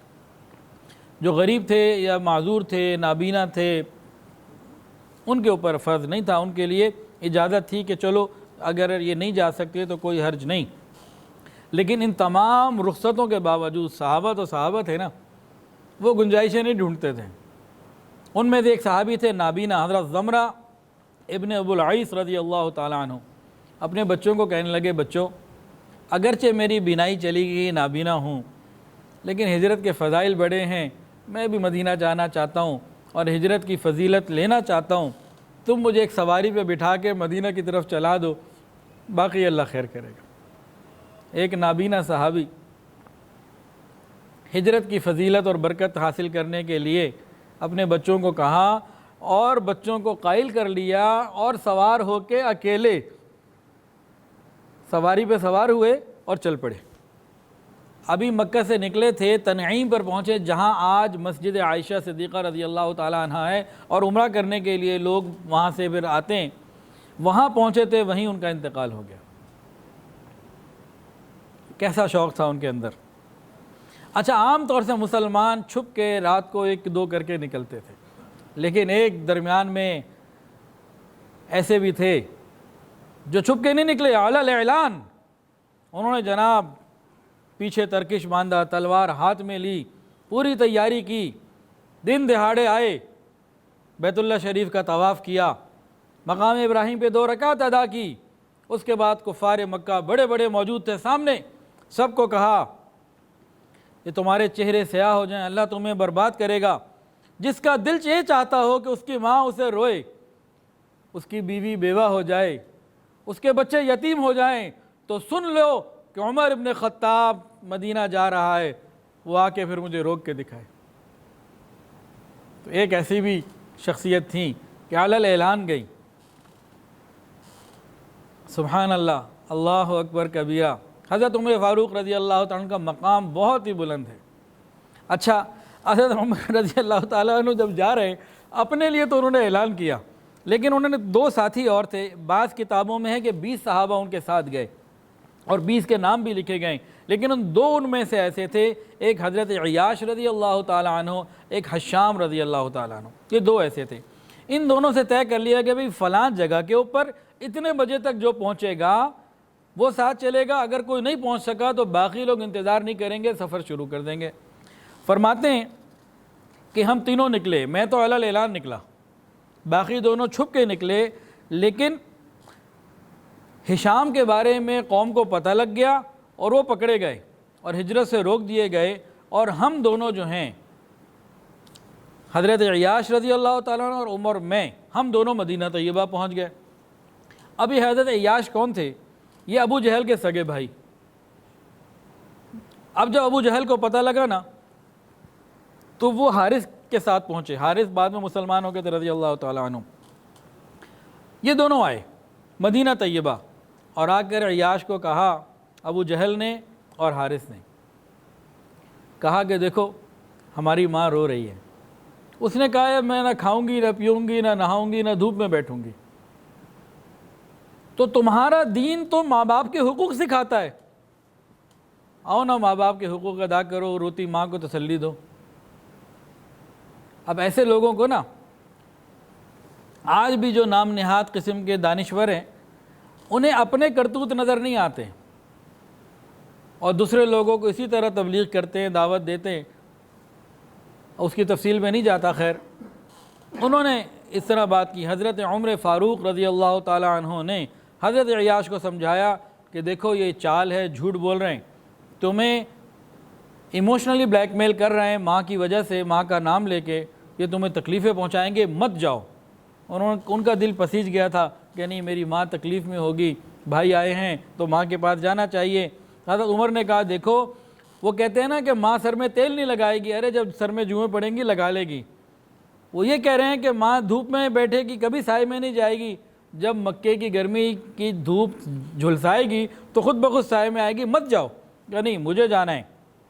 حضرت عمر نے کہا، انہوں نے کہا بھی میرا مال بھی وہاں ہے، میں ماں سے مل بھی آتا ہوں، تسلی بھی دیتا ہوں، اپنا مال بھی لے آتا ہوں۔ حضرت عمر فاروق نے فرمایا میرا آدھا مال لے لو، مت جاؤ، زندگی کیوں خطرے میں ڈالتے ہو؟ انہوں نے کہا نہیں مجھے تو جانا ہے۔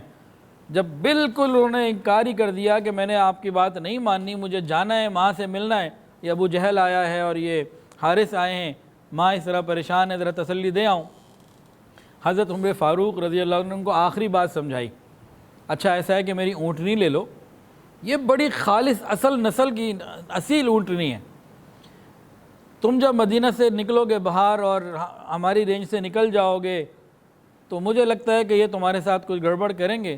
اگر تم محسوس کرو کہ یہ تمہارے بھائی تمہارے ساتھ کچھ گڑبڑ کرنے لگے، تم نے اونٹنی سے نہیں اترنا، اونٹنی کو بھگانا ہے، یہ تمہیں لے آئے گی مدینہ۔ اب جناب یہ چل پڑے۔ جیسے ہی وہ مدینہ کی حدود سے نکلیں، یہ دونوں جو اپنی ماں کے نام پہ لینے آئے تھے ان کو پکڑتے ہی پکڑ لیا اور ہاتھ کو پیچھے باندھ دیا، ان کی مشکیں باندھ دی، ان کو تو بالکل باندھ کے رکھ دیا، اور اسی طریقے سے تانے دیتے ہوئے، گالیاں دیتے ہوئے اور مارتے ہوئے، ظلم کرتے ہوئے مکے لے کر آئے۔ اور جب مکہ لے کر آئے، اہل مکہ کو کہا یہ دیکھو ایک بیوقوف ہم پکڑ کے لے آئے، پھر ان کو باندھ دیا اور سزا دیتے رہے۔ اور ادھر رسول اللہ صلی اللہ علیہ وسلم ان کے لیے حضرت عیاش رضی اللہ تعالیٰ عنہ اور ایک دوسرے تھے ولید ابن ولید رضی اللہ تعالیٰ عنہ اور ایک ہشام، ان تینوں کے لیے نبی علیہ السلام فجر میں جب قنوت نازلہ کی تلاوت کرتے تو ان کا نام لے کے دعا کرتے، یا اللہ ان کو کفار سے نجات عطا فرما۔ اور جب حضرت ولید ابن ولید مکہ مکرمہ کی قید سے نجات پا کر نبی علیہ السلام کی دعا کی قبولیت بن کر مدینہ پہنچے تو نبی علیہ السلام نے ان کو واپس بھیجا، کہا دیکھو مکے کا فلاں لوہار مسلمان ہو چکا ہے، اب تم جاؤ اور کسی بھی طریقے سے کافروں سے چھپ کے ان دونوں کو نجات دلاؤ، حضرت عیاش کو اور حضرت ابن ہشام کو۔ تو وہ گئے اور پھر ان کو نجات دلوائی اور وہاں سے ان کو لے کے نکل آئے۔ قریش کو جب تک پتہ چلا، قریش نے تعاقب بھی کیا لیکن یہ مختصر سا قافلہ ان کی رینج سے دور جا چکا تھا، بہرحال یہ مدینہ طیبہ پہنچ گئے۔ مہاجرین مدینہ نے مدینہ طیبہ کا رخ کیا، وہاں کیا ہوا؟ انصار مدینہ نے اپنا گھر ان کے لیے کھول دیا، اپنا کھانا آدھا آدھا کر دیا، اپنی رہائش آدھی آدھی کر دی، اپنا مال آدھا آدھا کر دیا، خوراک آدھی آدھی کر دی، ان کو جگہ دی۔ بہت تفصیل سے لکھا ہوا ہے کہ کن صحابی کے گھر میں فیملیز آ کے ٹھہریں، کن کے گھر میں کنوارے یا ایسے لوگ ٹھہرے جن کی فیملیز نہیں تھیں، کن کے گھر میں نبی علیہ السلام ٹھہرے، کن کے گھر میں فلاں ٹھہرے، پوری تفصیلات لکھی ہوئی ہیں۔ انصار مدینہ نے مہاجرین کے لیے سب کچھ کھول دیا کہ آپ آئیے، جو ہمارا ہے آدھا آپ کا آدھا ہمارا۔ اور نبی علیہ السلام کے آنے سے پہلے تک یہ مہاجرین کے جو بڑے تھے اور وہ جو 12 نقیب نبی علیہ السلام نے تیار کیے تھے بیعت عقبہ آخری والی میں، تو وہ مسلمانوں کے اور مدینہ کے معاملات کو دیکھتے تھے۔ تو ہجرت مدینہ منورہ بڑی منظم طریقے سے ہوئی، اور نبی علیہ السلام رہ گئے، حضرت علی رہ گئے، حضرت ابوبکر رہ گئے، اور بس چند ایک ضعفاء رہ گئے، باقی سب کو نبی علیہ السلام نے بھیج دیا۔ صدیق اکبر آئے، کہنے لگے اجازت ہے مجھے؟ کہا نہیں، ٹھہر جاؤ۔ ان کو امید لگ گئی کہ شاید میں آپ کے ساتھ ہی جاؤں گا، تو وہ بڑے خوش ہو گئے۔ اب کفار مکہ انہوں نے دیکھا کہ مسلمان یہاں سے ایک ایک دو کر کے نکل گئے اور مکہ ویران ہو رہا ہے، اور وہاں مسلمان مدینہ میں پہنچ کر اپنی حکومت بنا رہے ہیں، اور اہل مدینہ ان کی ہر طرح مدد کے لیے تیار ہیں۔ خبریں تو انہیں ساری پہنچ رہی تھی، CID تو ان کی بھی تھی۔ تو ان لوگوں نے دار الندوہ، یہ ان کی پارلیمنٹ تھی مکہ میں، پہلے ایک شخص تھا سردار قصی ابن کلاب، انہوں نے یہ دار الندوہ بنایا تھا، اور ان کے بعد پھر یہ نسلوں میں آگے چلتا رہا، اور یہ دار ارقم کے سامنے تھا، حتیم کے پیچھے دار الندوہ۔ کفار مکہ نے ایک پلاننگ کی اور مشورہ کیا کہ کوئی کام کیا جائے، تو کتابوں میں پورے نام لکھے ہیں کہ کون کون سردار جمع ہوئے، اور ان سب نے ایک فائنل میٹنگ طے کی کہ بھئی اب کچھ نہ کچھ کرنا چاہیے، بڑی ہو گئی۔ اس فائنل میٹنگ میں جو ان کی پارلیمنٹ کی دار الندوہ میں ہونی تھی، سارے بڑے بڑے کفار مکہ جمع ہو گئے۔ وہ جب جمع ہو گئے تو دروازے پہ ایک نجدی شیخ، ایک بوڑھا آدمی آیا۔ یہ اصل میں شیطان تھا، جو ایک نجدی شیخ کی صورت میں یہ ابلیس آیا تھا، ملعون۔ لوگوں نے پوچھا تم کون ہو؟ خفیہ میٹنگ تھی، اور یہ جان پہچان والا بھی نہیں تھا مکے۔ انہوں نے کہا بھئی دیکھو، مجھے تمہاری اس میٹنگ کی پوری خبر ہے، اطلاع ہے، یہ نہیں بتایا تمہارا بگ باس ہی میں ہوں۔ بھئی یہ کہا کہ مجھے ساری اطلاع ہے، مجھے اس مشورے میں شامل کر لو، ہو سکتا ہے میں کو مشورہ دے دوں۔ انہوں نے کہا آ جاؤ۔ اب مشورے ہونے لگے، قرآن مجید کے اندر بھی آتا ہے اس مشورے کے بارے میں۔ ان لوگوں نے مشورے کیے، ایک رائے یہ آئی کہ ان کو جو ہے اپنے گھر میں قید کر دیا جائے۔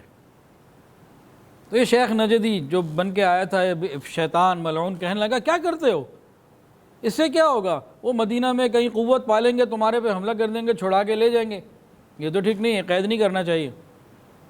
پھر دوسرا کسی نے مشورہ دیا، اچھا ایسا کرو، ان کو باہر ہی نکال دو، خروج دے دو، دیس نکالا کر دو، کالا پانی کی سزا ہوتی نا، بس نکال دیا، بھیج دو مکہ سے۔ پھر شیخ نجدی چیخ پڑا، یہ تو اس سے زیادہ بری بات ہے، تمہیں معلوم تو ہے کہ زبان میں حلاوت کتنی ہے، مٹھاس کتنی ہے۔ وہ جہاں جائے گا لوگوں کو اپنا گرویدہ بنا لے گا، پھر اپنی قوت بنا کے تمہارے پہ حملہ کرے گا۔ اب ابو جہل بدبخت، اس نے اپنا مشورہ دیا، کہنے لگا دیکھو پھر ایک ہی فائنل بات رہ جاتی ہے، وہ یہ ہے کہ جتنے مکہ مکرمہ کے اندر قبیلے ہیں، ہر قبیلے سے ایک ایک نمائندہ لیا جائے، اور آج ہی رات، مزید کوئی موقع نہیں دینا، آج ہی رات محمد رسول اللہ کے گھر کا محاصرہ کر لیا جائے، اور جس وقت وہ گھر سے باہر نکلیں تمام قبیلے کے لوگ اپنی بہترین تلواروں کے ساتھ تیار ہوں اور یک بارگی اکٹھا حملہ کر دیں اور نعوذ باللہ ان کو شہید کر دیں۔ اس نے پہلے مشورہ دیا، پھر کہنے لگا دیکھو اس کے اندر حکمت یہ ہے، اگر کوئی ایک قبیلے والا یہ کام کرے گا تو بنو ہاشم، بنو عبد المطلب، نبی علیہ السلام کے رشتہ دار لڑنے کے لیے تیار ہو جائیں گے۔ اب سارے قبائل مل کے کریں گے تو بہرحال کچھ بھی ہو، سارے دنیا کے قبیلوں سے تو نہیں وہ مقابلہ کر سکتے نا، سارے مکے کے قبیلوں سے تو نہیں وہ مقابلہ کر سکتے، تو مجبور ہو کر وہ دیت کے اوپر خون بہا پہ قائل ہو جائیں گے، ہم پیسے دے دیں گے، سب سے نہیں وہ لڑ سکتے۔ اس مشورے کو سنتے ہی جو شیخ نجدی کی صورت میں شیطان بیٹھا ہوا تھا، وہ تو کھڑا ہو گیا، کہنے لگا بہترین، اس سے اچھی کوئی بات نہیں ہو سکتی۔ اب وہ لوگ اتنے جذبات میں تھے کہ سب نے طے کیا آج مشورہ ہوا ہے، اس کو لیک بھی نہیں ہونے دینا اور آج رات ہی یہ کام کر دینا ہے۔ تو ہر قبیلے کا انہوں نے ایک نوجوان تیار کیا، اس کے ہاتھ میں بہترین تلوار دی، اور طے یہ ہوا جیسے ہی رسول اللہ صلی اللہ علیہ وسلم صبح کی نماز کے لیے گھر سے نکلیں، سب نے اکٹھے ایک ہی دفعہ میں وار کرنا ہے، ایسا نہ ہو کہ شرکت سے رہ نہ جائے۔ یہ انہوں نے طے کیا۔ اللہ قرآن میں فرماتے ہیں وَيَمْكُرُونَ وَيَمْكُرُ اللَّهُ وَاللَّهُ خَيْرُ الْمَاكِرِينَ، کہ ان کی تدبیر ہو رہی تھی، اور ایک تدبیر اللہ فرماتے ہیں ہماری تھی، اور اللہ تدبیر کرنے والوں میں بہترین تدبیر کرنے والے۔ ان بدبختوں کو کیا پتہ تھا کہ نبی علیہ السلام کے ساتھ تو اللہ کی غیبی مدد ہے۔ حضرت جبرائیل علیہ السلام آئے اور پوری اس میٹنگ کی خبر نبی علیہ السلام کی خدمت میں عرض کر دی، یہ ہونے لگا ہے۔ نبی علیہ السلام کو اس سے پہلے ہجرت کا حکم مل چکا تھا، اور اسی دن دوپہر کو نبی علیہ السلام آئے تھے حضرت ابوبکر صدیق کے گھر میں۔ نبی علیہ السلام روزانہ جاتے تھے صبح اور شام، اس وقت ایسے وقت میں گئے جو روٹین کا نہیں تھا۔ حضرت ابوبکر کی خدمت میں آئے، حضرت ابوبکر کی خدمت میں نہیں آئے، غلط جملہ نکل گیا، حضرت ابوبکر کے گھر آئے، اندر آئے۔ صدیق اکبر نے پوچھا خیریت سے آئے، تشریف لائے؟ نبی علیہ السلام نے فرمایا کہ مجھے ہجرت کا حکم ہوا۔ وہ عاشق کے صادق پوچھنے لگا کیا مجھے بھی ساتھ لے جائیں گے؟ نبی علیہ السلام نے فرمایا کہ ہاں، اللہ کا حکم یہی ہے کہ تم اس مبارک سفر میں میرے ساتھ ہو گئے۔ حضرت صدیق اکبر رضی اللہ عنہ رو پڑے۔ امی عائشہ وہاں موجود تھیں۔ امی عائشہ فرماتی ہیں کہ زندگی میں پہلی مرتبہ میں نے کسی کو خوشی میں بھی روتے دیکھا ہے۔ درد اور غم میں تو رونے کا پتہ تھا، لیکن یہ نہیں پتہ تھا کہ خوشی میں بھی روتا ہے۔ نبی علیہ السلام جب دوپہر کے وقت آئے ہیں، یہ رات جو آنی ہے نا، اس سے پہلے جو دوپہر تھی، صدیق اکبر رضی اللہ عنہ کے پاس آئے کہ آج رات ہی نکلنا ہے۔ بلکہ جب گھر آئے تو نبی علیہ السلام نے فرمایا کہ مجھے کچھ بات کرنی ہے، تنہائی میں بات ہوگی۔ صدیق اکبر نے فرمایا، عرض کیا یا رسول اللہ آپ بات کیجئے، یا آپ ہی کے گھر والے ہیں؟ پھر نبی علیہ السلام نے ایسا راز جو کسی کو نہیں بتانا تھا، جو صرف صدیق کو بتانا تھا، وہ صدیق کے گھر والوں کو بھی ہم راز بنا لیں۔ کیا مقام تھا ان کا! اللہ اکبر کبیرہ، اللہ اکبر کبیرہ۔ نبی علیہ السلام نے کہا کچھ مشورہ کرنا ہے۔ صدیق نے عرض کیا آپ کا گھر ہے، آپ ہی کے گھر والے ہیں۔ صدیق اکبر خوشی سے رو رہے ہیں۔ نبی علیہ السلام نے بتایا آج رات ہی نکلنا ہے۔ جناب صدیق اکبر رضی اللہ تعالیٰ عنہ خوش بھی ہو گئے، کہنے لگے یا رسول اللہ میں نے 2 اونٹنیاں تیار کی ہوئی ہیں، خریدی ہوئی ہیں، ان کو کھلاتا پلاتا ہوں، اسی لیے ان کو تیار کیا ہوا ہے، بالکل ہٹی کٹی ہیں، تیار ہیں، ایک میرے لیے، ایک میں آپ کو ہدیہ کرتا ہوں۔ نبی علیہ السلام نے فرمایا نہیں، پیمنٹ میں نے دینی ہے، پیسے دینے ہیں۔ یہاں بھی ایک بڑی حکمت کی بات ہے، توجہ کریں گے تو بات سمجھ میں آئے گی۔ نبی علیہ السلام نے کیوں پیمنٹ دی؟ یہ ایک سوال ہے۔ صدیق اکبر رضی اللہ تعالیٰ عنہ نے اس سے پہلے بھی اور اس کے بعد بھی اس اونٹنی کی قیمت سے بہت زیادہ پیسہ نبی علیہ السلام پہ لگایا، آپ کی خدمت میں پیش کیا، صحابہ کو خرید کے آزاد کیا۔ اور نبی علیہ السلام نے کیا فرمایا تھا کہ صدیق اکبر کے میں نے تمام لوگوں کے احسانات کا بدلہ چکا دیا، صدیق اکبر تیرے احسانات کا بدلہ قیامت کے دن اللہ دے گا۔ اتنے تو احسانات کیے تھے نا کہ نبی علیہ السلام نے فرمایا کہ اس کا بدلہ اللہ قیامت کے دن دیں گے۔ اور انشاءاللہ قیامت کے میدان میں اور ہم آپ دیکھیں گے اس بات کو پورا ہوتے ہوئے کہ اللہ صدیق اکبر رضی اللہ عنہ کو کتنا اجر عطا فرمائیں گے۔ انشاءاللہ مجھے تو پورا یقین ہے، انشاءاللہ ہم سب دیکھیں گے۔ نبی علیہ السلام نے کیوں پیمنٹ دینے کا کہا اور صدیق اکبر نے پیمنٹ لینا کیوں قبول کیا؟ اس کے اندر ایک بہت بڑی حکمت ہے، کاش آج سمجھ میں آ جائے۔ صدیق اکبر تو جان دینے والے، ابھی سفر کی تیاریوں میں اندازہ ہو جائے گا کیا کچھ قربان کیا۔ یہ 400-800 درہم کی پیمنٹ کیوں وصول کی؟ بتا دوں کہ رہنے دوں؟ صدیق اکبر کا پوائنٹ آف ویو کیا ہے پیمنٹ وصول کرنے کا؟ کہ یا رسول اللہ آپ کی جو مرضی وہ میری مرضی، میری تو مرضی کوئی نہیں، آپ کا دل پیمنٹ دینے کا ہے تو میں پیمنٹ لینے کے لیے راضی، غلام کی کیا مرضی ہے، جو آپ کا حکم ہو ہم تیار ہیں۔ یہ ہے مزاج شناسی، یہ ہے ادب، یہ ہے محبت، یہ ہے خدمت، کہ غلام کی کیا مرضی ہے، آپ دینا چاہتے ہیں تو میں لے لیتا ہوں۔ یہ بات سمجھنے کی ہے۔ ہم اپنے مشائخ کا، اپنے استاد کا ادب نہیں کر پاتے، ہم چاہتے ہیں میری مرضی پوری ہو تو ہی ادب ہے۔ میرا دل چاہتا ہے کہ وہ یہ کھائیں، یہ کھائیں گے تو میں خوش ہوں گا، وہ میری مرضی کے مطابق میرا کام یا میری بات پوری کریں، میرے ہی گھر آئیں، میرا ہی کام ہو، ہم اس کو خدمت سمجھتے ہیں۔ خدمت یہ نہیں ہوتی۔ اس پورے واقعے میں خدمت معلوم ہوگی کہ خدمت ہوتی کیا ہے ہجرت کے سفر میں۔ یہ ہے خدمت کہ بھئی میری کوئی مرضی نہیں، جو مرضی آپ کی ہے بس وہی میری ہے۔ آپ پیسے دینا چاہتے ہیں تو خادم لینے کے لیے تیار، میری کوئی مرضی۔ یہ تو صدیق اکبر رضی اللہ عنہ کا پوائنٹ آف ویو تھا۔ جناب رسول اللہ صلی اللہ علیہ وسلم نے پیمنٹ دینے کا کیوں کہا؟ یہ بھی ایک سوال ہے، یہ بھی ایک اس کا اینگل بنتا ہے۔ تو آپ نے تو اس لیے فرمایا کہ اللہ کا حکم تھا، ہجرت کرنا اس وقت فرض عین تھا، فرض تھا، کوئی نفل عبادت نہیں تھی۔ اللہ کے محبوب چاہتے تھے کہ اللہ کے راہ میں میری جان، مال، وقت، ہر چیز لگ جائے، میرا اپنا مال بھی لگے۔ یہ بڑی اونچی سوچیں ہوا کرتی ہیں۔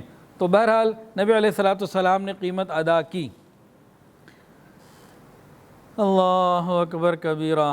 صدیق اکبر کی تو خواہش ہی یہی تھی کہ میری آنکھ ہو اور جمال نبوت کا دیدار ہو، میں ہوں اور میرے محبوب ہوں اور تنہائی ہو، اور کیا چاہیے؟ تو ایک وفادار دوست، وفادار خادم، یہ نبی علیہ الصلوۃ والسلام کے لیے چل پڑے اور ساتھ تیاری ہو گئی۔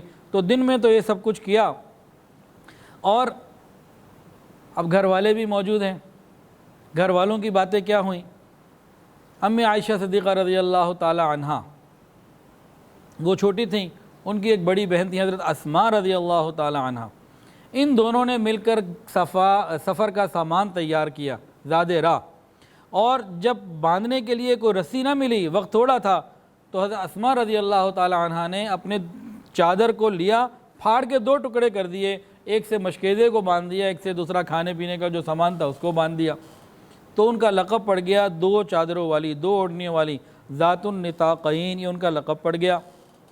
اور ایک روایت میں آتا ہے کہ حضرت اسماء رضی اللہ تعالی عنہا 3 دن غار ثور میں روزانہ کھانا پہنچاتی رہیں۔ اب جن لوگوں نے حج یا عمرے کا سفر کیا ہے تو زیارتوں میں غار ثور نیچے سے دیکھا ہوگا، اتنا اونچا جائے کون؟ اور آج تو پہلے سے زیادہ آسانیاں ہیں۔ آپ غور کریں، جہاں مکہ بیت اللہ شریف ہے، وہاں سے بی بی اسماء نے پیدل جانا، چاروں طرف دشمن کا خطرہ، کھانا ہاتھ میں ہونا، اور اس وقت وہ حاملہ بھی تھیں، امید سے تھی، پریگننٹ تھیں، اور روزانہ 3 دن مستقل اوپر چڑھائی پہ چڑھ کر غار ثور میں کھانا پہنچانا۔ آج کے نوجوان بھی غار ثور کو نیچے سے زیارت کر لیتے ہیں، مکہ سے بیٹھتے ہیں بس میں، اور وہاں غار ثور کے نیچے کھڑے ہو کے اوپر دیکھ رہے ہوتے ہیں، کہتے ہیں جی اتنا اوپر کون جائے؟ تو اتنی اونچائی میں وہاں سے پیدل دشمن کے خطرے میں پہنچانا کھانا، یہ انہی کا جگرہ تھا، بڑے بڑے نوجوان یہ نہیں کر سکتے تھے۔ قربان جائیے حضرت اسماء کی بھی قربانیوں کے اوپر، اور ان کی قربانی میں کیا معاملہ تھا، اور غور کیجئے۔ جب ایک دن کھانا پہنچا کے آ رہی تھیں، ابو جہل ملا، پوچھا اسماء کدھر ہے تمہارا باپ اور تمہارے نبی؟ انہوں نے نبوت کا راز نہیں کھولا، کہا تجھے تو ہرگز نہیں بتا سکتی۔ ابو جہل نے زوردار تھپڑ مارا، نیچے گر گئیں، پتھریلے زمین تھی، ماتھے کے اوپر زخم آ گیا، بال پکڑ کے اس نے اٹھایا، بتا نہیں تو میں تجھے جان سے مار دوں گا۔ انہوں نے کہا تو مجھے جان سے تو مار سکتا ہے لیکن محمد عربی کو میں تیرے حوالے نہیں کروں۔ ایک تو ایک کافر سے مقابلہ ہوا، اور دوسرا حضرت ابوبکر کے سگے والد حضرت ابو قحافہ رضی اللہ تعالیٰ عنہ جو اس وقت مسلمان نہیں ہوئے تھے، انہیں پتہ لگا کہ محمد رسول اللہ بھی چلے گئے اور ساتھ ابو بکر بھی چلے گئے، تو اپنی پوتیوں کے پاس آئے، اسماء اور عائشہ کے پاس آئے اور بڑے غم کا افسوس کا اظہار کیا، تمہیں چھوڑ کے چلے گئے اور مال بھی سارا لے گئے ہوں گے۔ حضرت صدیق اکبر رضی اللہ عنہ گھر کا سارا مال نکال کے لے گئے تھے کہ راستے میں کہیں ضرورت پیش آ جائے، کوئی کافر کوئی دینا پڑ جائے کہ بھئی پیسے لے کے جان چھوڑ، کہیں ضرورت پیش آ جائے، تو سارا مال لے کے چل پڑے تھے۔ اب جب دادا نے کہا نا کہ ابو بکر تو مال بھی سارا لے گئے ہوں گے، تمہارے لیے کچھ نہیں چھوڑا، تمہیں ایسے ہی بھوک میں رکھ دیا، تو حضرت اسماء نے پتہ ہے کیا کیا؟ سیدہ اسماء رضی اللہ تعالی عنہا نے، وہ تو نابینا تھے دادا، ایک جگہ جہاں حضرت ابوبکر مال رکھتے تھے وہاں کچھ پتھر رکھے، کچھ اس طرح کی چیزیں رکھی اور دادا کا ہاتھ پکڑ کے ہاتھ پھیرا دیا، جی بہت کچھ ہے، بہت مال ہے، آپ فکر نہ کریں۔ دادا مطمئن اور خوش ہو گئے کہ ہاں مال چھوڑ کے گئے، ان کا چلو پھر ٹھیک ہے، ان کی دال روٹی چلتی رہے گی۔ تو حضرت اسماء رضی اللہ عنہ کا کتنا بڑا کردار ہے ہجرت کے اس سفر میں، غور کیجئے۔ خواتین کا، عورتوں کا کردار یہ اسلام کی اشاعت میں ہمیشہ سے رہا ہے۔ اشاعت اسلام میں سب سے پہلی کلمہ پڑھنے والی بھی تو خاتون ہی تھی، حضرت خدیجہ الکبریٰ رضی اللہ تعالی عنہ۔ پھر ترقی اسلام کے عظیم الشان سفر کے ہر مرحلے میں خواتین ساتھ ساتھ رہیں، اور بعض مرتبہ تو ان کی قربانیوں نے بڑے بڑے بہادر نوجوانوں کو پیچھے چھوڑ دیا۔ صدیق اکبر کے گھر کی سنیے، حضرت عائشہ صدیقہ رضی اللہ تعالی عنہا نے داستان ہجرت پوری نقل کر کے امت کو پہنچائی۔ حضرت اسماء رضی اللہ تعالی عنہا کھانے پینے کا انتظام کیا، پہنچانے کا انتظام کیا، ابو جہل کے سامنے استقامت کا اظہار کیا، اپنے دادا کے سامنے حکمت کا اظہار کیا۔ اور اس سفر کے اندر ایک اور عورت کا بھی ذکر آتا ہے، ام معبد رضی اللہ تعالیٰ عنہ، جو مسلمان بھی ہوئیں اور اپنے شوہر کو یاران ہجرت کی اپنی میزبانی کا بھی بتایا، اور اپنے شوہر کو نبی علیہ السلام کا ایک خوبصورت بہترین شخصیت کا چہرے کا تعارف بھی کروایا، جو آج بھی سب سے زیادہ بہترین اور لازوال ہے۔ اور طریق ہجرت کی، ہجرت کے دوران مسلمان ہونے والی وہ عورت بھی بنی سفر کے دوران۔